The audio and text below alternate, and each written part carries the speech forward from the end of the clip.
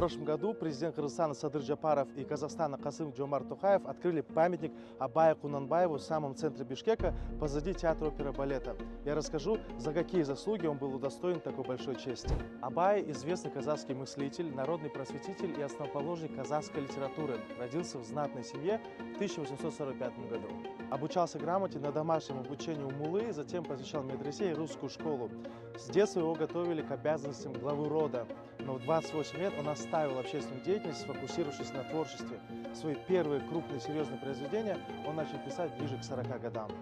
За свою жизнь он написал 170 стихотворений, поэм, прозы и музыкальных произведений. Он первым ввел в казахской литературе шестистишье и восьмистишье.